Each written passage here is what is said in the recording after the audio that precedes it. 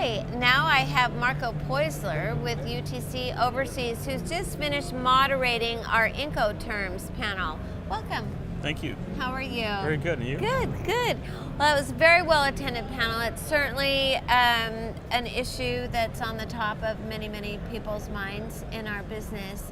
Why is it important? Well, number one, it's about money. And that's always important.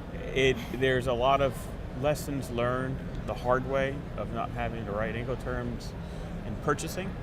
And since our industry often has archaic terms, it's our job to try to educate and support purchasing managers and also people on the sales, because Incoterms at the end of the day, we try to emphasize, is really a contract of sale, not a contract of carriage.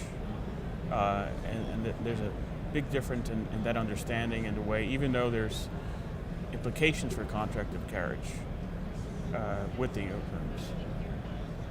Incoterms. So once we're in the process now of getting the input for the once every decade update, right?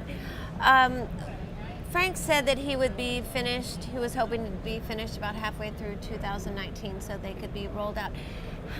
How does such an important thing get rolled out throughout an entire industry? Well, to begin with, this process, Frank is only representing the United States.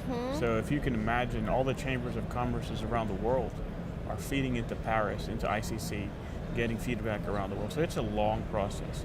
And for better or for worse, there are a lot of lawyers involved, and nothing against lawyers, but it's very important for our industry, for Breakbulk, and I'm president of ECMC, we had ECMC initiative, to get feedback from industry, because we're going to have to live this. And it's interesting what Frank said, that our industry, the Project Cargo, has been the most active and organized in giving him feedback. There's other industries, other types of cargo that have been asked to give feedback, but we have been the most proactive. That's interesting. Why do you think that is? I say we have a very, number one, people in the project industry are a lot more engaged and can touch this issue, and the impact of not communicating, we're maybe a little bit more closer to the sale and engaging the sales team and so forth.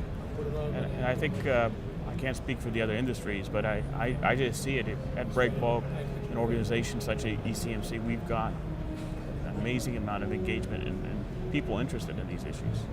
Right, absolutely. So if companies wanted to, I think Frank said it's a fairly short period of time while he is still collecting information.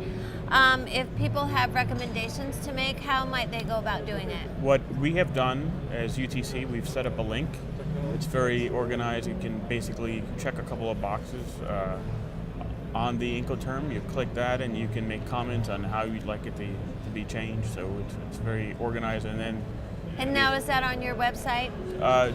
If individuals send me an email, we can share that. Yeah. All right. Well, that's great. Well, thank you so much. I appreciate all that information. Thank you. All right.